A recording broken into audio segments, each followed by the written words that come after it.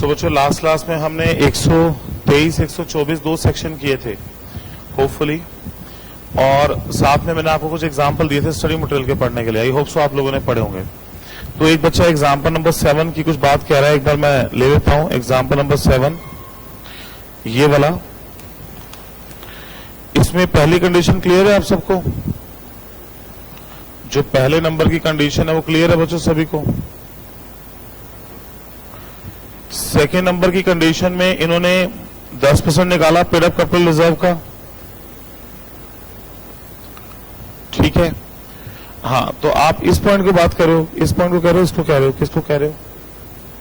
यहां पे तो यहां तो एक्यूमुलेटेड रिजर्व 240 है, proposal withdrawal declaration of dividend 14 lakh, balance of reserve 226। इन्होंने क्या किया, जैसे इन्होंने सेकंड कंडीशन में आईसीएआई वालों ने, ये आपका रिजर्व से निकला 44 लाख रुपया,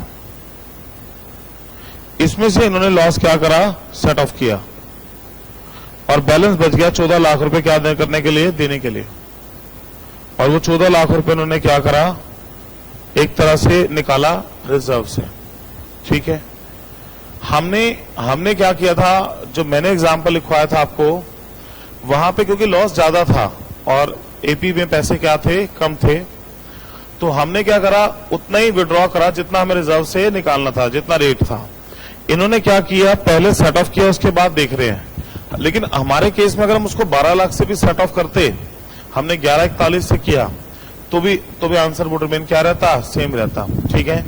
लेकिन इन्होंने क्या किया कि पहले जो 10% बनता है उसमें से लॉस सेट ऑफ किया है, फिर डिविडेंड का पैसा बच रहा है टोटल मिला के हमारे पास, ठीक है। तो और यहाँ पे जो इन्होंने किया, तो हम अगर इस तरीके से करना चाहेंगे उसको तो भी हम कर सकते हैं, पर आंसर उस केस में रिमेन क्या रहेगा, सेम रहेगा, क्योंकि हमारे केस में लॉस क्या था, ज्यादा था। 12 लाख भी लेते अगर हम, जो रिजर्व से निकाला था, तो भी लॉस सेम ही रह के चलेगा, कोई फर्क वाली बात नहीं है। पैसा बच रहा है, बचने की बात करके चल रहा है, ठीक है। चलते हैं फिर आगे, फिर आपके पास पेज नंबर आगे चलते हैं। नेक्स्ट सेक्शन हमारे पास 125, section number 125, investor education and protection fund.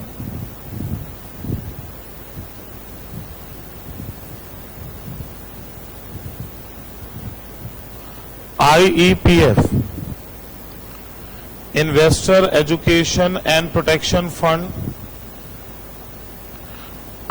IEPF। बच्चों, जो पैसा डिविडेंड का 7 साल तक नहीं पे होगा वो यहां पे आ जाता है। उसके अलावा ऐसी share application refund, preference share का पैसा रिडीम नहीं हो पाया, और भी कुछ पैसे होते हैं जो 7 साल तक अनपेड होते हैं, वो सारे इसी फंड में आते हैं। पहले मैं आपको एक चीज बता दूं, ये देश का सबसे बड़ा फंड है जो इन्वेस्टर प्रोटेक्शन के लिए बनाया गया है। सेंट्रल गवर्नमेंट ने फंड बनाया है बच्चों देश का। अब इस फंड में चलो 7 साल तक तो चलो जो बात पैसा आना है वो तो आने ही आने हैं इसमें, पर लेकिन फंड के लिए इतनी बड़ी बिल्डिंग बनाई है, ऑफिसर्स हैं, देश में मैनेजमेंट हो रही है इसकी, तो कहां से पैसा आएगा? तो सरकार की तरफ से ग्रांट, सब्सिडी, डोनेशन आती है इस फंड में, तो वो इस फंड की इनकम है। जो 7 साल तक पैसा रिमेनिंग रह जाता है कंपनीज के बाद, वो इस फंड की इनकम है। पैसे की एफडी करा देते हैं, ये इस फंड की क्या है, इनकम है। समझ रहे हो बात मेरी? और इस फंड का पैसा 4 या 5 कामों के लिए काम आता है, और 4-5 काम कौन से अभी देखकर चलते हैं। तो पहले हम बात करेंगे इसमें, first of all we talk about, हम सबसे पहले इसमें ये बात करेंगे कि फंड किसने एस्टेब्लिश किया है। तो पहला पॉइंट है central government establish the fund called as IEPF।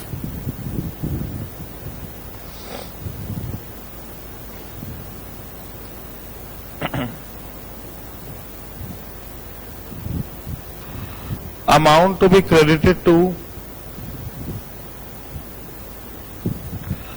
IEPF। कौन कौन सा पैसा देश में IEPF के अंदर आएगा? कौन कौन सा पैसा देश में IEPF के अंदर आएगा।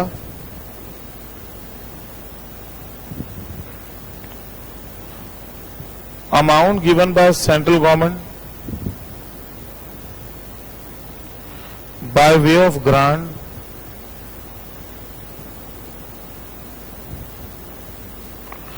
after due appropriation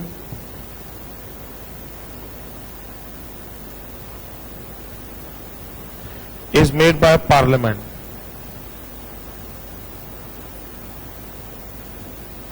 जो पैसा ग्रांट की फॉर्म में मिलेगा, जो पैसा ग्रांट की फॉर्म में मिलेगा, पार्लियामेंट से अप्रूव हो गए, तो फंड चलाना है और सरकार को ग्रांट तो देनी ही पड़ेगी। ग्रांट तो सरकार से ग्रांट का पैसा आता है इस फंड में। और बच्चों 7 साल तो किसी का अनपेड नहीं रहा, मान लो किसी का नहीं रहा, तो फिर कैसे आएगा फंड में पैसा? तो फंड तो चलाना है, सैलरीज तो देनी है, रेगुलर बेस पे खर्चे भी करने हैं। नंबर बी, ऊपर चले जाओ।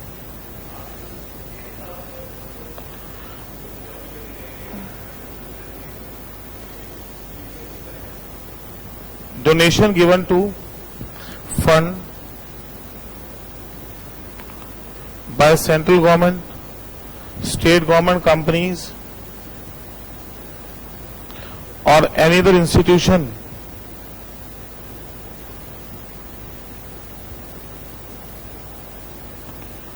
for purpose of fund। सरकार से डोनेशन आती है, सरकार से डोनेशन आती है, तो ग्रांट आ रहा है, डोनेशन आ रही है।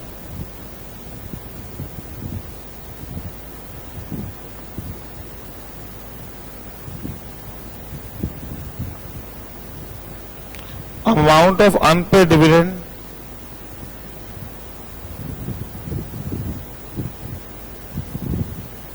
Application money due for refund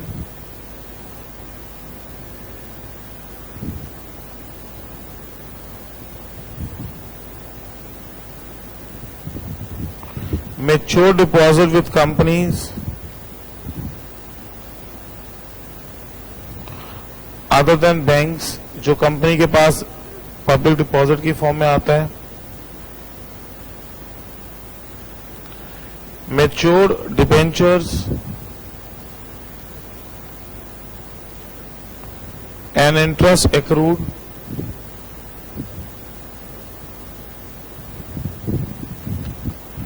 if remain unpaid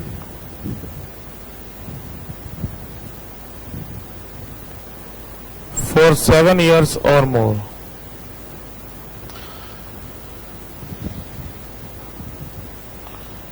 तो एप्लीकेशन मनी है, मैच्योर डिपॉजिट है, मैच्योर डिबेंचर है, उसका ब्याज है, ये सारे पैसे 7 साल तक, सारे पैसे 7 साल तक जो अगर वो रहेंगे, तो आपकी नॉलेज के लिए ये पैसा कहां जाएगा?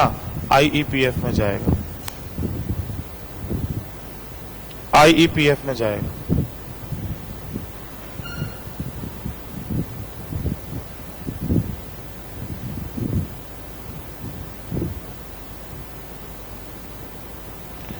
ठीक है,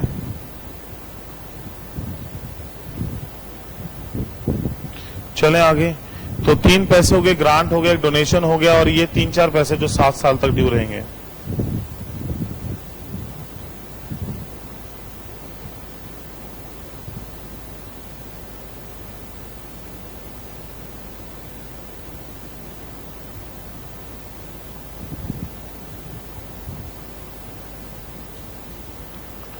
ठीक है, number D point, number D point D है redemption amount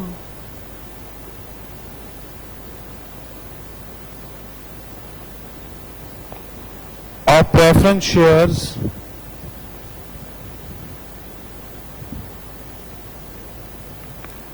remaining unpaid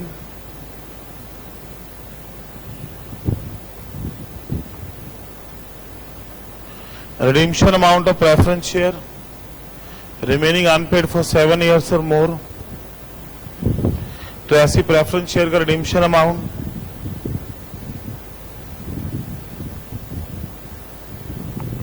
amount lying in IEPF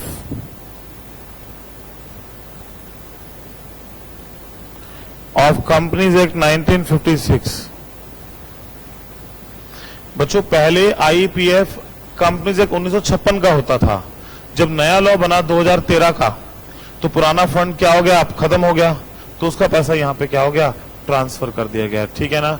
अब पुराने घर से नए घर में शिफ्ट हो गए, सामान शिफ्ट नहीं हो जाएगा, वैसे पुराने फंड का पैसा नए फंड में ट्रांसफर हो गया।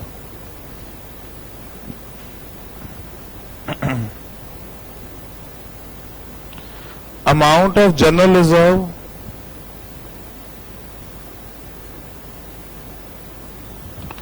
account of CG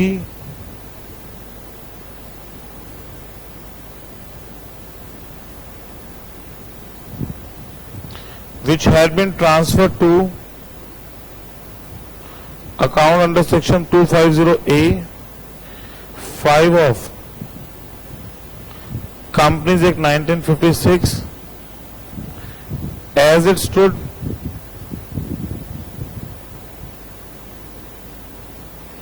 immediately before Company Amendment Act 1999। ये भी पुराना पैसा है 1956 का, तो ये अमेंडमेंट आई थी 1999 से पहले, उस फंड का पैसा है 1999 से पहले।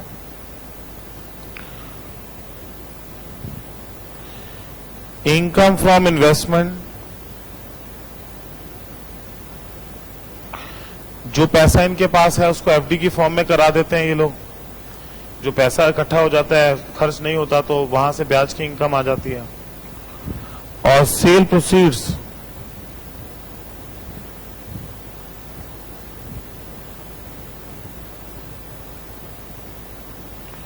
और fractional shares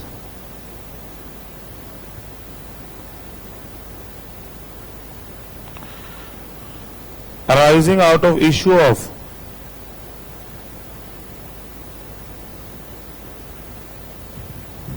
bonus shares, merger,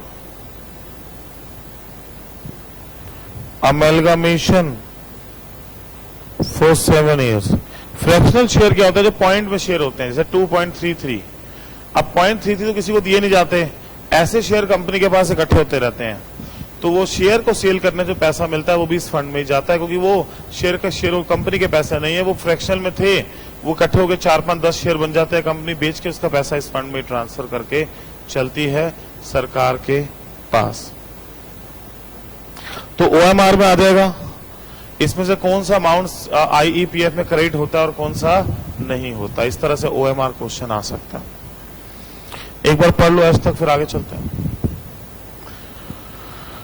दो तो 1956 वाले हो गए, एक ग्रांट डोनेशन होगी, दो हेडिंग 7 साल वाली होगी, प्रेफरेंस शेयर की अलग उसकी अलग, और एक आपके फ्रैक्शनल शेयर हो गए। ऐसे लर्न करा करो, घर में एच तक पॉइंट है, एच बोले तो 8 पॉइंट है।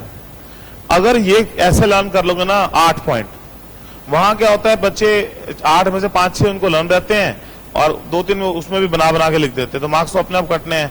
तो पहले हमेशा याद रहना चाहिए कि डायरेक्ट क्वेश्चन के पॉइंट्स कितने हैं, 8 पॉइंट्स हैं। स्टूडेंट वहां पूरे लिखे जाएं, पूरे लिखे जाएंगे तो मार्क्स भी पेपर में क्या आएंगे, पूरे आके चलेंगे। चले, डन है। फिर आपके पास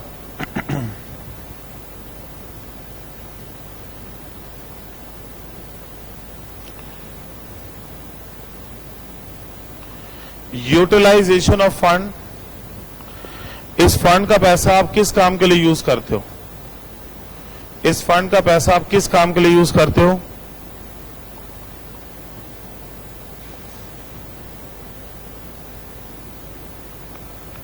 refund in respect of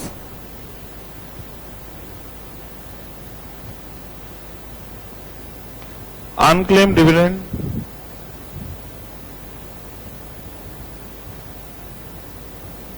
mature deposit,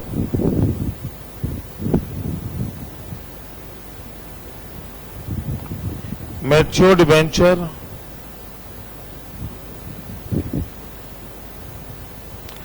application money due for refund,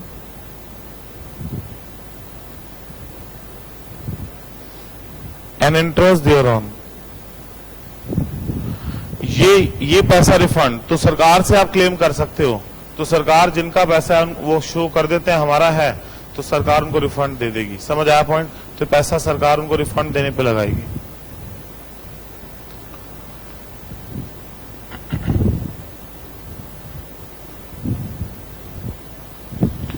second, promotion of investor,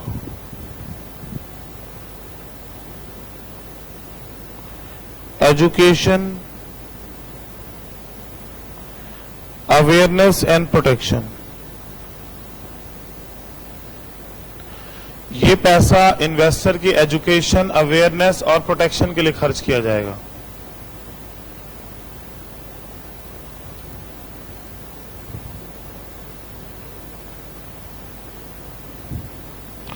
इससे टीवी में ऐड आती है, सरकार ऐड देने में, ठीक से इन्वेस्ट करना, टर्म्स कंडीशन ठीक से देखना, इस काम के लिए पैसा खर्च करते हैं। तीसरा, distribution of any discharge amount eligible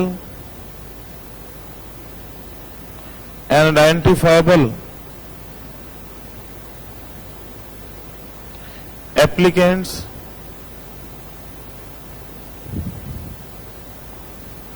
for shared debentures, depositor, etc.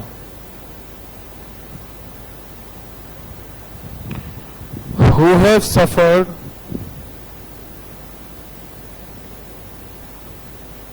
losses due to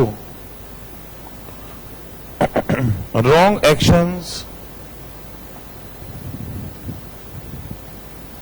by any persons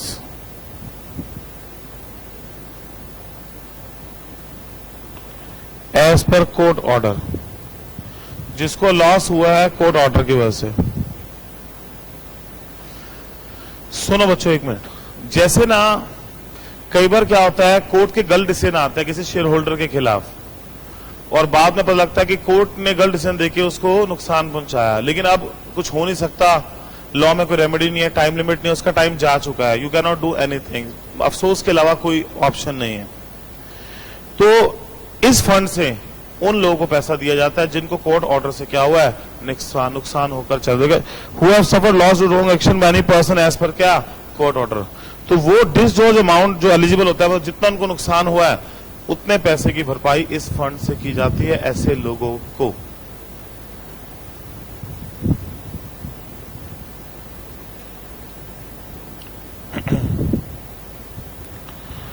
Number 4,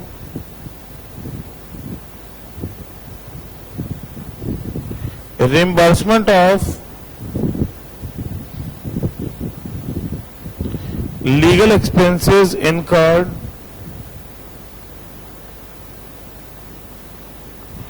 in pursuing class action suits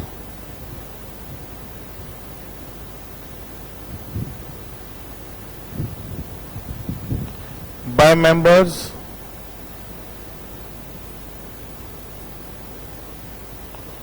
by debenture holders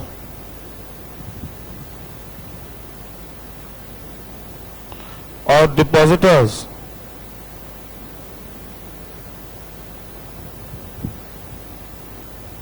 as approved by tribunal।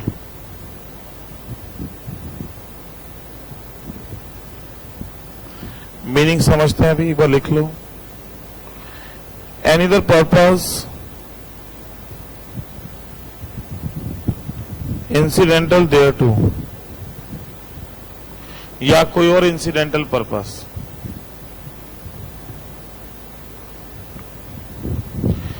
Any other purpose incidental there to.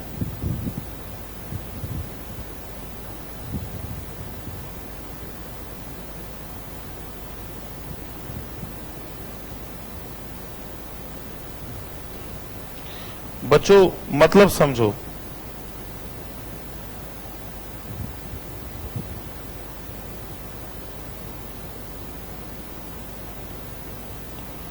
मतलब समझो, ये क्या होता है, class action suits क्या होते हैं, जैसे ना कोई अकेला शेयर होल्डर, डिबेंचर होल्डर को लगता है कंपनी में गलत हो रहा है, तो वो केस फाइल करता है, पर उसको पता है मैं जीत जाऊंगा, पर उसके माइंड में होता है यार मेरे 2-3 लाख रुपए, 1-2 लाख रुपए मोटा खर्चा आ जाएगा केस में।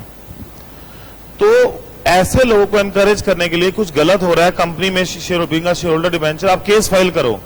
अगर केस जीत जाते हो या केस सही आपकी तरफ फाइल हुआ है, तो सरकार आपको इस फंड से पैसा क्या करेगी, रिम्बर्स कर देगी, वापस देकर चलेगी। समझ आया पॉइंट? तो क्लास एक्शन क्या बोलते हैं हम, पर्टिकुलर क्लास के लोग, डिबेंचर होल्डर केस कर रहे हैं, क्रेडिटर केस कर रहे हैं, उसको क्लास सूट बोलकर चलते हैं।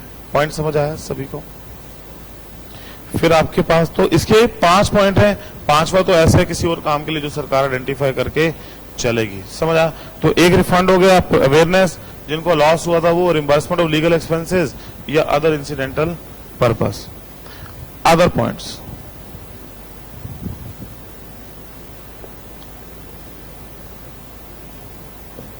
Central government shall constitute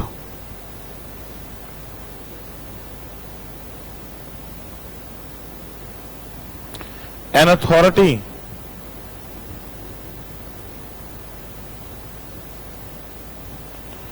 for administration of this fund.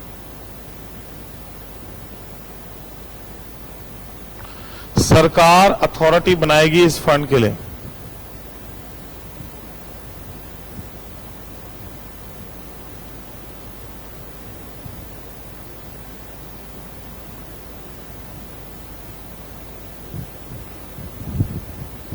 तो सरकार अथॉरिटी बनाएगी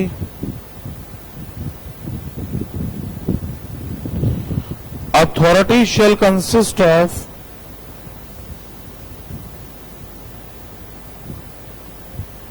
a chairperson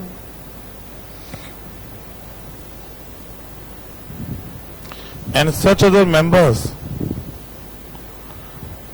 not exceeding 7 and CEO।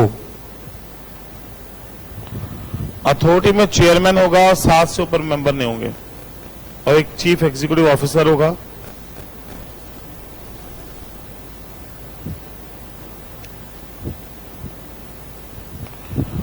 Authority shall administer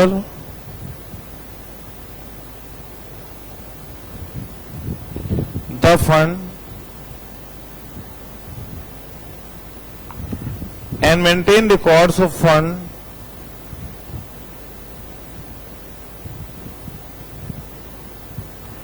as per prescribed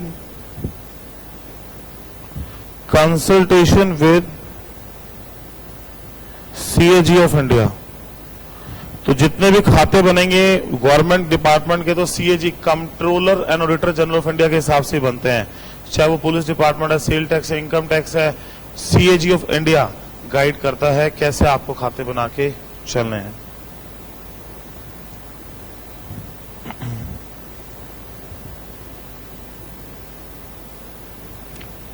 accounts of fund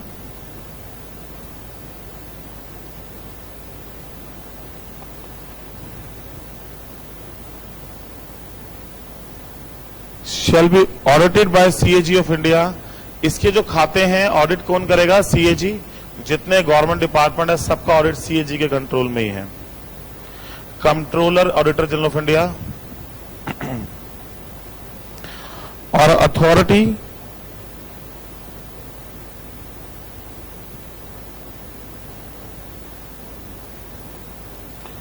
shall prepare the report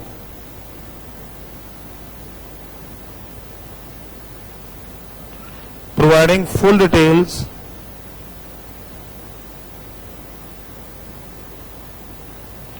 of activities and forward a copy to CG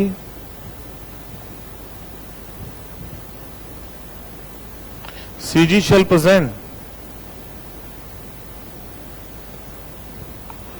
along with report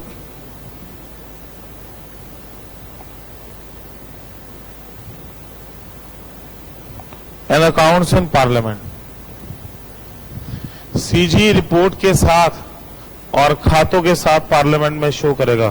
तो authority जो CAG है वो central government को, और central government आगे parliament में जाएगी report इस फंड के बारे में।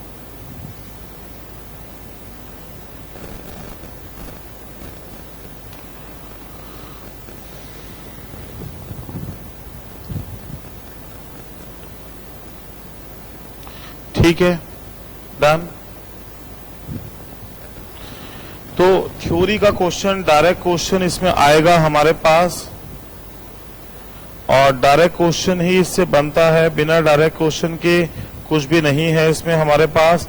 क्योंकि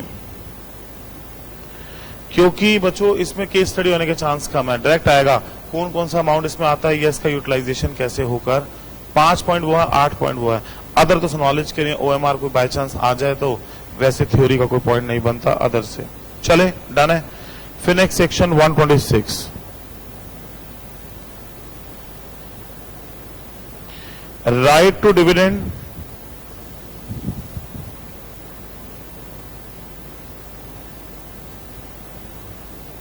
right shares,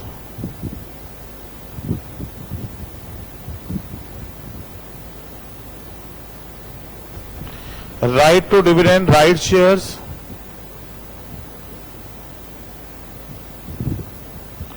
and bonus shares to held in abeyance, hold,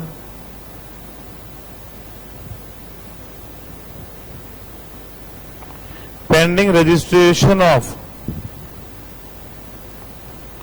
transfer of shares. Right to dividend, right shares, bonus shares, held in abeyance. अब बच्चों मैंने आपको बोला था, याद होगा शुरू में समझाया था और बीच में भी, कि शेयर ट्रांसफर डेट सबमिट हो जाती है कंपनी में, शेयर ट्रांसफर नहीं होते इतने में डिविडेंड डिक्लेयर हो जाता है। Bonus share, right share company किसी को देगी नहीं, उसको किस में रख देगी, होल्ड पर रख देगी। या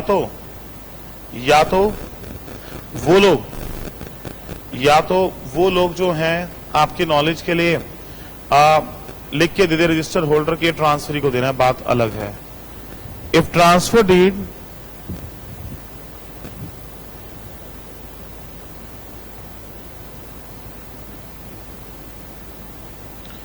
has been delivered to any company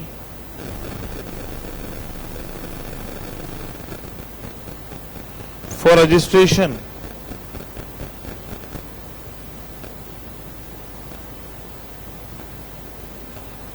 and such deed has not been registered by a company, then company shall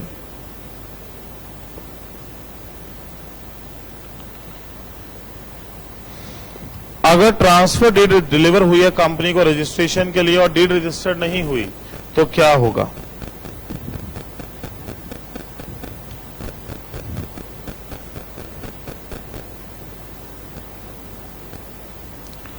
transfer the dividend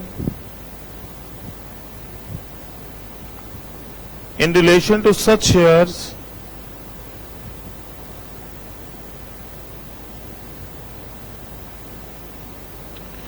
to unpaid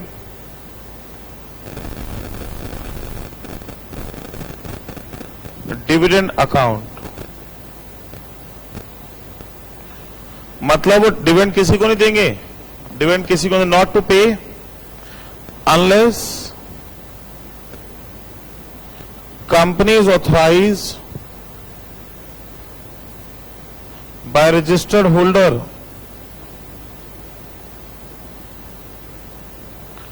of shares in writing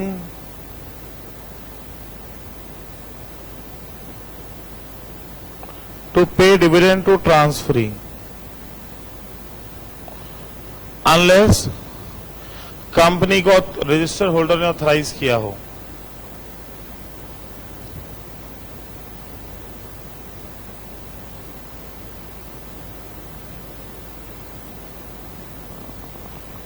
बच्चों तो या तो रजिस्टर ऑर्डर लिख दे कि ट्रांसफरी को देना है, otherwise ये किस में जाएगा, अनपेड डिविडेंड में जाएगा, किसी को नहीं मिलेगा। समझ आया? और number B,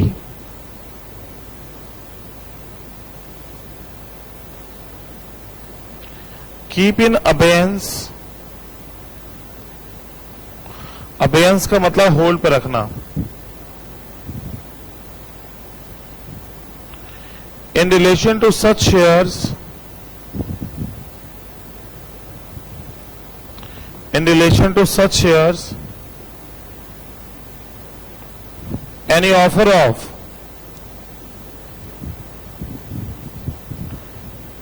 right shares and bonus shares,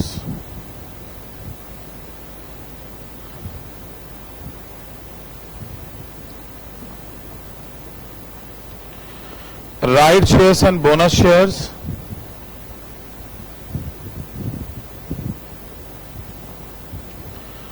और बोनस और राइट शेयर उस शेयर के होल्ड पे रख दे, किसी को भी नहीं दे, क्योंकि वो अनपेड में जाते shares are not transfer to unpaid dividend account, तो वो होल्ड पे रख देंगे मैटर को। और फिर रजिस्टर होल्डर से पूछा जाएगा कि अब बताओ किसको देना है, फिर उसके नाम रजिस्टर हो जाएंगे।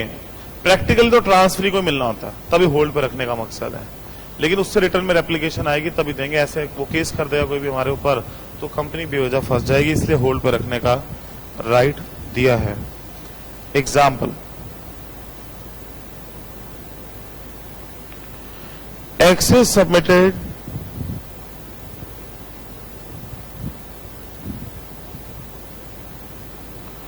the transfer deed for registration of transfer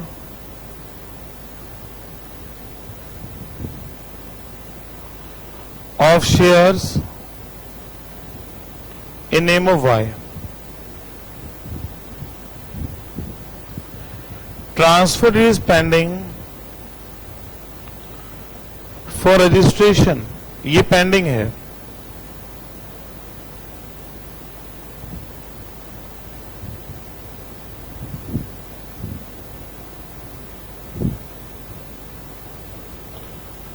Answer the following questions.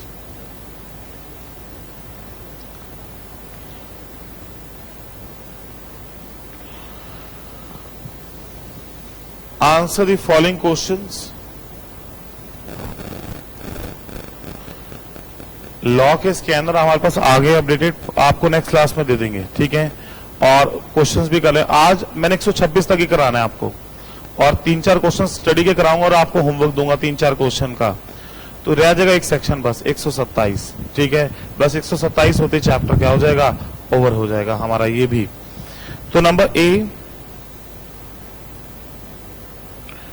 whether company can pay dividend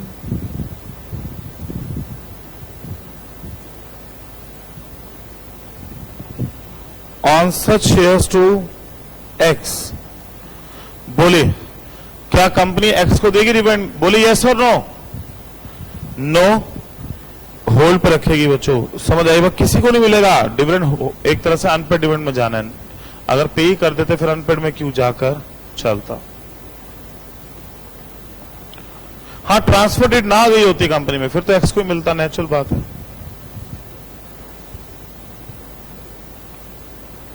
if X authorise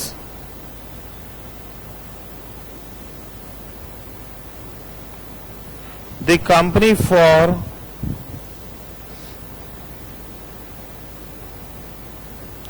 payment of dividend to Y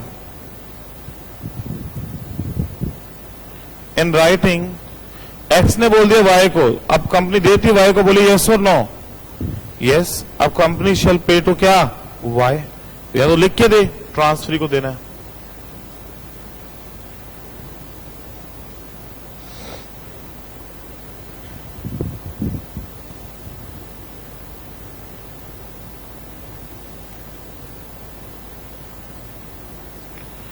bonus in right shares in respect of such shares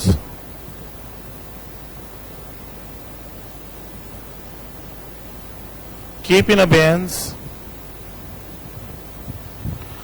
और जो bonus और right share है उसको hold पर रख लेगी।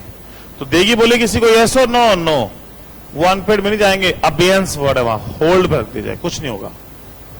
समझ आया? मतलब अल्टीमेट दोनों होल्ड पे हैं, पर होल्ड की वजह से 1 पे डिविडेंड अकाउंट में चला जाएगा, ये होल्ड पे रह जाएगा। तो बच्चों OMR मॉड्यूल भी काफी हद तक रेडी है, जो आपको मिलना है ऑब्जेक्टिव का।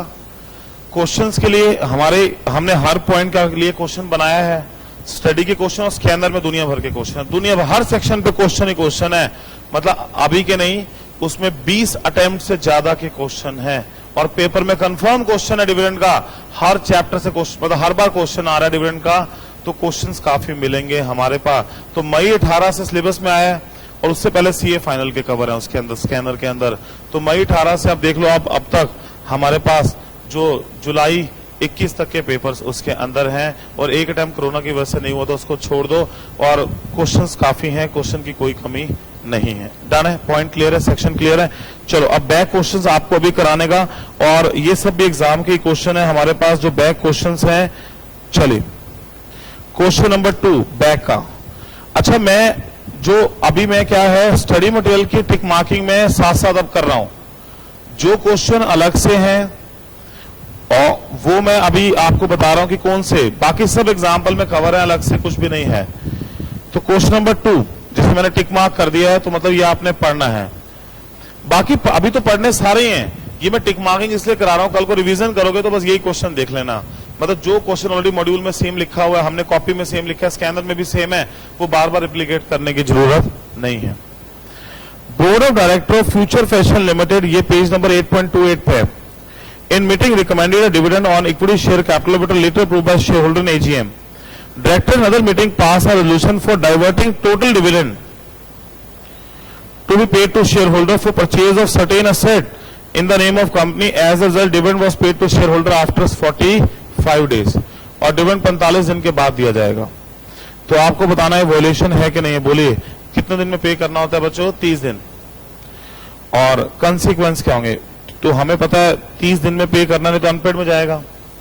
कंसिक्वेंस तो अभी हमने पढ़ा नहीं, 127 में penalty for non payment dividend with in the time limit, वो 127 में है, वो लिखा जाएगा। 127 सेक्शन वो भी हमने पढ़ा नहीं है। क्वेश्चन समझ आया सभी को?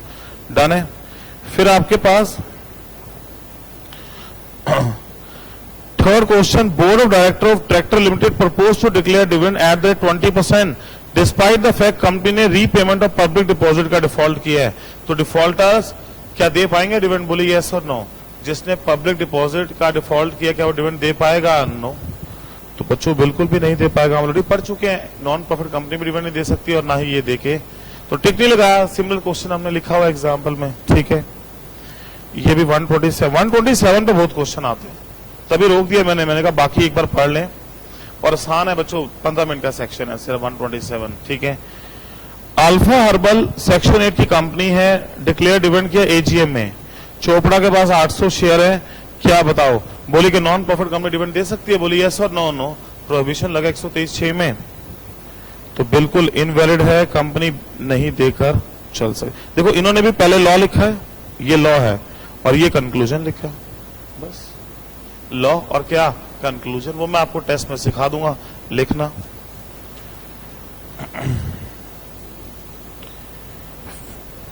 काटा कुछ नहीं, टिक मार्क नहीं लगाया मैंने। फिर आपके पास मतलब बच्चों ये क्वेश्चन आप पढ़ लो स्टडी के, लेकिन डिट्टो वही क्वेश्चन है, कुछ खास अलग से बात नहीं है। मतलब आप सोचो कि बहुत सारे एग्जाम के क्वेश्चन है। YZ medical instrument a company has proposed dividend 10% out of current year profit. Company का 910 करोड़ पे प्रॉफिट था, कंपनी ने कोई पैसा रिजर्व में ट्रांसफर नहीं किया। क्या रिजर्व में करना मैंडेटरी होता है बच्चों? यस और नो? नो, कोई जरूरत ही नहीं है, ठीक है। फिर आपके पास ये भी किया नहीं है टॉपिक, ये भी देखो 127 सेक्शन पे 127 अभी पढ़ा नहीं है। फिर 8 क्वेश्चन चलो टिक लगा लेते हैं, कोई तो लगा लें एक आधा। कंपनी को लॉस हो रहा है 3 सालों में, कंपनी का एवरेज रेट 7, 11 और 12 कितना हो गया बच्चों? 1918 और 12 30 10। बोर्ड ने डिसाइड किया 12% इंटरिम डिविडेंड, क्या 12 दे पाओगे? बोली यस और नो? नो। रेट क्या होना चाहिए? एवरेज। सेक्शन कौन सा था इंटरिम का? 123 क्या 3? तो बिल्कुल गलत है, 3 से ऊपर रेट नहीं देके चल पाएंगे। तो वही क्वेश्चन है, सब लिखा हुआ हमने, अलग से कुछ भी नहीं है। समझ आया पॉइंट सभी को? कोई डाउट है तो इसमें पूछो। तो बच्चों अगर उसके अलावा मैं आपको दिखाता हूं, मैंने आपको यहीं से लिखवाया है डिविडेंड की डेफिनेशन 235 यहीं से लिखवाई है, ये इसका अदर मीनिंग था वो मैंने यहीं से लिखवाया। मैंने एक भी कुछ बाहर से नहीं लिखवाई। इंटरिम फाइनल दो तरह के डिविडेंड होते हैं, यहीं से लिखवाया। डिफरेंस भी मैंने आपको लिखवाया था, यहीं से लिखवाया, मैंने अलग से कुछ भी नहीं किया। और बस आपको एक ये रीड करना है, आज घर जाके ना 8.6 का ये पेज रीड कर लिख लो, उसके आगे रीड करना है 8.6 का जो ये आपके पास टॉपिक है, ये आपको रीड करना है। क्लासिफिकेशन ऑफ शेयर, ये मतलब cumulative preference share, non cumulative preference share का डिविडेंड रीड करना है और कुछ नहीं है, ठीक है। फिर आपके पास यहां से सेक्शन शुरू होता है 123, तो यही मैंने शुरू किया था सबसे पहला टॉपिक सोर्सेज, वही 4 ABCD, ठीक है। तो मैंने सब कुछ स्टडी मटेरियल से लिखा है। डिविडेंड डेप्रिसिएशन नहीं प्रोवाइड करोगे तो क्या होगा, सब कुछ मैंने स्टडी से लिखा है। तो आपको स्टडी पढ़ने की जरूरत नहीं है, मैंने मेहनत कर ली आपके लिए, ठीक है। मैंने इसको नोट्स के फॉर्म में, हेडिंग के फॉर्म में ड्राफ्ट कर दिया विद एग्जाम्पल, ठीक है। तो आपको कुछ करें, ट्रांसफर रिजर्व वही पॉइंट, ठीक है। तो और कुछ भी नहीं है, अल्टीमेट ये सब मैंने यहीं से ही लिखा है। मैंने अपनी मर्जी कुछ भी नहीं की, मैंने A to Z study material से ही उतारा हुआ है। जो ये टॉपिक है IEPF का टॉपिक भी हमने स्टडी मटेरियल से ही उतारा हुआ है कि IEPF में कौन कौन से पैसे जाते हैं, सब कुछ यहीं से लिखा हुआ। और चार्ट बना रखे हैं इन्होंने, वही IEPF वाला 30 दिन 7 दिन हमने सब लिखा। अनपेड डिविडेंड का 90 दिन में लिस्ट बनानी होती है। फिर IEPF में कौन कौन सा पैसा जाएगा, वही सेंट्रल गवर्नमेंट, डोनेशन, पुराने फंड का पैसा, income from investment, sale of securities, वही पैसा। फिर आपके पास पनिशमेंट, बस ये पेंडिंग है, अगली क्लास में लिखवाऊंगा आपको। और बाकी हमारा लगभग हो चुका है चैप्टर। यहाँ समरी दिया इन्होंने, समरी का हमें कुछ नहीं करना, हमने डिटेल में लिखा है, हमें शॉर्टकट से कुछ भी नहीं पढ़ना पेपर के लिए। और हमने A to Z लिखा है। और साथ में एक आधा क्वेश्चन हमारा रह गया 127 का, जैसे 127 होगा क्वेश्चन डन होंगे। तो अभी मैंने इतना ही कराना है लॉ में, क्योंकि रिजल्ट का इशू मैं ज्यादा करा नहीं रहा ज्यादा। अब अगली क्लास में मैं आपको 127 सेक्शन करा दूंगा, स्कैनर भी करा दूंगा और OMR क्वेश्चन आपको दिखा दूंगा और आपको होमवर्क के लिए दे दूंगा। अभी मॉड्यूल 2-4 दिन लगेंगे प्रिंट होने में OMR के, उसमें कुछ मतलब कि हम ठीक कर रहे हैं कुछ चीजें, जैसे अमेंडमेंट्स आई है, अमेंडमेंट्स के अकॉर्डिंग, तो वो आपको जल्दी मिल जाएगा। पर उसकी सॉफ्ट कॉपी मैं आपको ग्रुप में दे दूंगा, अभी आप उसको सॉल्व कर लेंगे ऑब्जेक्टिव को। और इंटीग्रेट केस स्टडी भी करा दूंगा आपको डिविडेंड की MCQ। तो अभी मेरे को लगता है एक लेक्चर और एक और मैक्सिमम 2 लेक्चर हम डिविडेंड पे लगाएंगे अभी, जिसमें हमें क्वेश्चंस करने हैं, इंटीग्रेट केस स्टडी करके चलनी है, ठीक है। तो ये हम कर लेंगे और ये होते ही हमारा काम क्या हो जाएगा, डन हो जाएगा। 1 मिनट में आपको दिखा भी देता हूं, अगर मेरे पास 1 मिनट होल्ड में मॉड्यूल अगर पढ़ा हो ना अभी नीचे ही, लॉ का इंटीग्रेट केस स्टडी के लिए।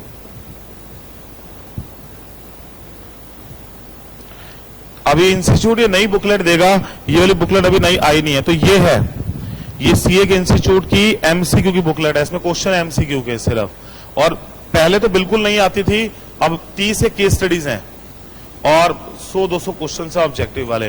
दिखाता हूं आपको, ये साथ साथ करनी है। इंडिया में कोई भी टीचर साथ साथ नहीं कराता, इसका कह रहा अपने आप पढ़ो, पर हमने सब चीज क्लास में करानी है। बच्चों हमारा मकसद है हम साथ साथ स्टडी करें, साथ साथ MCQ पढ़ें, साथ साथ स्कैनर भी करें, अपने भी क्वेश्चंस करें। 4-4 जगह से हम क्वेश्चन करेंगे और उसके अलावा कोई बनती नहीं है बात, प्रैक्टिकली मैं आपको बताऊं। और सेकंड थिंग, ये चीजें लोग तब करते हैं जब एक बार सिलेबस हो जाता है, फिर अपने आप करते हैं। पर मुझे पता है बच्चे करते नहीं है, बाद में चीजें रह जाती हैं। तो आपको सिर्फ क्या करना होगा, एक बार पढ़ने के बाद रिविजन करनी होगी सिर्फ, और वो मैं सब टिक मार्किंग कराऊंगा। स्टडी के 4 क्वेश्चन देख लेना और स्कैनर के आप ये 10 क्वेश्चन देख लेना, 6 क्वेश्चन। ये इंटीग्रेट स्टडी सिंपल है, इसको मत देखना, इसको देख लेना, ताकि लास्ट मोमेंट पे आपके फोकस सब अच्छी चीजों पे हो रहा है, ना फालतू की चीज पढ़ने में टाइम वेस्ट मत करके चलो। तो ये अभी मैं दिखा रहा हूं जो इंटीग्रेट केस स्टडी वाला है, इसमें मैं आपको दिखाऊं डिविडेंड के चैप्टर का, जो सिंपल वाला होगा 123 से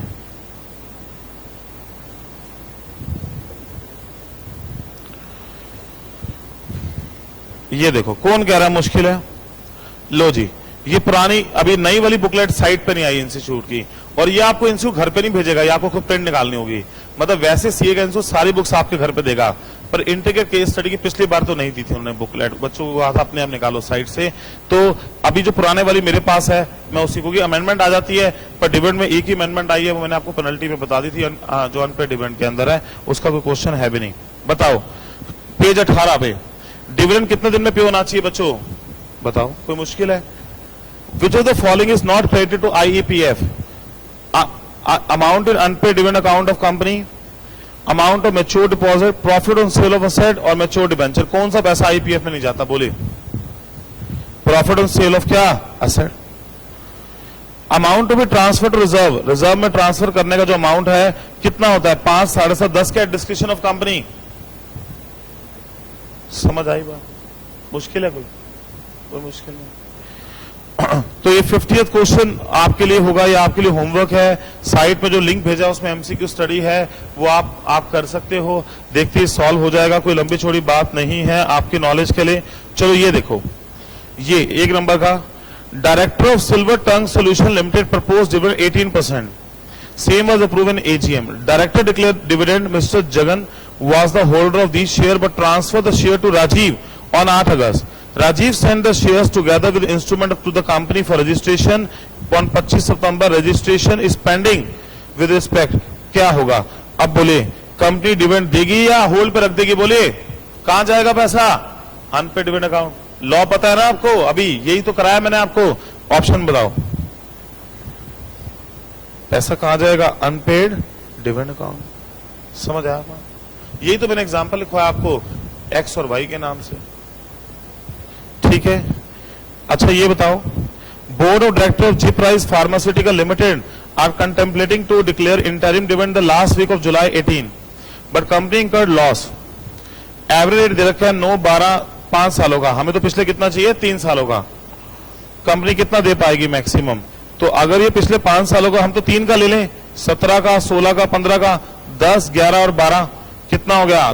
23 और 10, 33 और कितना हो गया? 11। समझ आया पॉइंट? तो अब सुनो 1 मिनट, अभी मैं आपको लिखवा दूंगा, कोई बात नहीं। अब सुनो, इसमें भी हम लिख लेते हैं ताकि बच्चों आपको बिल्कुल भी लास्ट मोमेंट पे घबराना ना पड़े किसी भी एंगल से, किसी भी चीज के लिए। तो अगर हम यहां लिख लो MCQ के आपके पास जो क्वेश्चन है ICAI के, वो 47 से लेके 52 तक है। मैं नंबरिंग लिखवा दिया आपको, देख लेना कितनी देर लगनी है देखने में, ठीक है ना? 47 से 92। हाँ, नया मॉड्यूल आएगा, नंबरिंग चेंज हो सकती है, लेकिन बच्चों फिलहाल तो जो मॉड्यूल इंस्टीट्यूट की साइट पर है वो यही है। मैंने कल भी चेक किया है, तो जो उसके हिसाब से है। और इंटीग्रेट केस स्टडी भी लिखवा देता हूं आपको, नंबरिंग करवा अगली क्लास में दूंगा। पहले मुझे 127 सेक्शन कराना है आपको।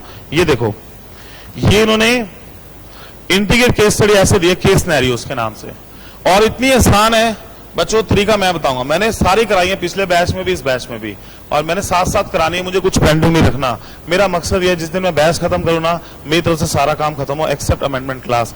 अमेंडमेंट तो बाद में नोटिफाई होती है, पहले कभी भी नोटिफाई नहीं होती। उसके अलावा कोई खास पेंडिंग ना हो, क्योंकि बाद में ना चीजें होती नहीं है, वो पेंडिंग रह जाती है बच्चों, पेंडिंग रह जाती है, फिर उसमें मजा नहीं आता। तो अगर मैं आपको इंटीग्रेट केस स्टडी नंबर बताऊं,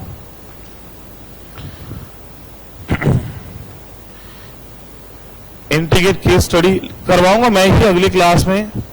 सेकंड नंबर डिविडेंड की है, इन्होंने ना हेडिंग नहीं दे रखी, बीच बीच में दे रखी है एक्चुअली। थर्ड नंबर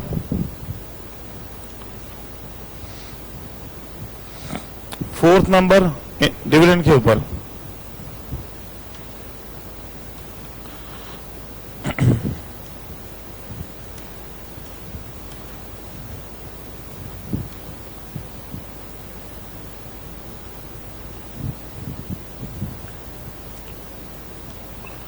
और भी एक आदि होगी, लेकिन मेनली यही है। अच्छा, एक और मिली है हमें 16 नंबर।